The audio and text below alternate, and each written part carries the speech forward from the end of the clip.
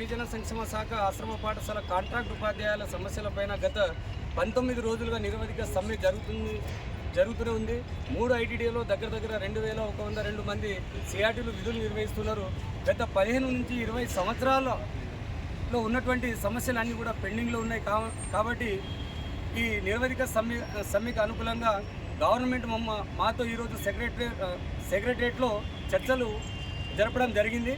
So దానికి మా గౌరవ ముఖ్యమంత్రి మంత్రివర్యులు దానసరి సీతక్క గారు, అదేవిధంగా మన గిరిజన సంక్షేమ శాఖ కార్యదర్శి శరత్ సార్ గారు, అడిషనల్ డైరెక్టర్ సర్వేశ్వర రెడ్డి గారు, అదేవిధంగా డిడి దిలీప్ కుమార్ గారు, చందన గారు వీటి ఆధ్వర్యంలో రాష్ట్రంలో ఉన్నటువంటి ప్రతి జిల్లా రాష్ట్ర నాయకులు, జిల్లా బాధ్యుల సమక్షంలో ఒక 20-25 మంది సమక్షంలో చర్చలు జరగడం జరిగింది.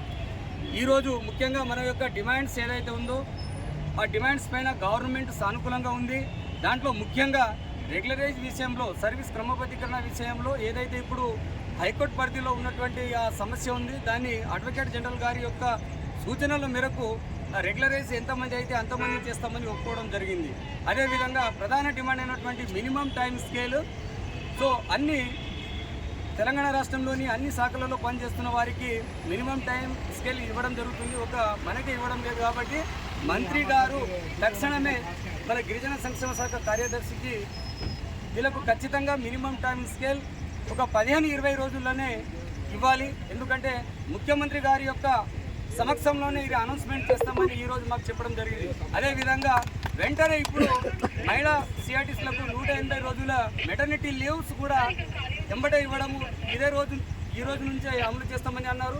అదేవిధంగా గ్రీన్ ఛానల్ ద్వారా ప్రతి నెల గ్రీన్ ఛానల్ ద్వారా వేతనాలు మీకు అంటే 1 నుంచి 5వ తారీఖు లోపు ఈ వేతనాలు చెల్లిస్తామని చెప్పారు.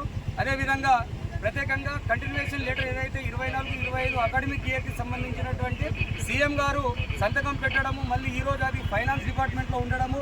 సో మేము మా యూనియన్ తరఫున ముఖ్యమంత్రి గారికి మేము ప్రత్యేక ధన్యవాదాలు కూడా తెలియజేస్తున్నాము. సో ఈరోజు మా ఏదైతే గత 20 సంవత్సరాల్లో ఉన్నటువంటి సమస్యలపైన గిరిజన సంక్షేమ శాఖ వారు, తర్వాత మంత్రివర్యులు సీతక్క గారు చొరవ తీసుకొని తక్షణమే మీ డిమాండ్స్ అన్ని కూడా నేను పరిష్కారము చేస్తాను. సీఎం గారికి ఆదేశాలు నేను సీఎం గారికి మీ సమస్యలన్నీ కూడా నేను విన్నవిస్తానని చెప్పడం జరిగింది. కావున ఇప్పుడు ఈ సమ్మె ఏదైతే నిరవధికంగా జరుగుతుందో ఈ సమ్మె కాలానికి సంబంధించినటువంటి 19 డేస్కి సంబంధించిన ఆన్ డ్యూటీగా పరిగణిస్తూ ఉత్తర్వులు కూడా జారీ చేస్తామని చెప్పారు. అదేవిధంగా ఈ సమ్మెకి సంబంధించినటువంటి ఇప్పుడు ఒక మినిట్స్ రూపంలో మన గిరిజన సంక్షేమ శాఖ నుంచి ఐటీడీ ప్రాజెక్ట్ అధికారికి పంపడం జరుగుతుంది. కాబట్టి మా యూనియన్ తరఫున ఈ ప్రభుత్వానికి జీవితాంతము రుణపడి ఉంటాము. ఎన్ని అసాధ్యాలు ఉన్నా కానీ మా అన్నీ కూడా మా సమస్యల పరిష్కారం కోసము చర్చలు ఒక ప్లాట్ఫామ్ ఏర్పాటు చేసినటువంటి దానసరి సీతక్క గారికి నిజంగానే అక్క మా గిరిజనుల యొక్క సమస్యలు ఏవైతే ఉన్నదో ఈరోజు మన ఈ గవర్నమెంట్ ఆధ్వర్యంలో ఇక్కడ మనం ఒక ప్లాట్ఫామ్ ఏర్పాటు చేసుకొని మా సమస్యలన్నీ కూడా మీరు పరిష్కారం మార్గాలు చూపించినందుకు మా యూనియన్ తరఫున ప్రత్యేక ధన్యవాదాలు తెలియజేస్తున్నాను.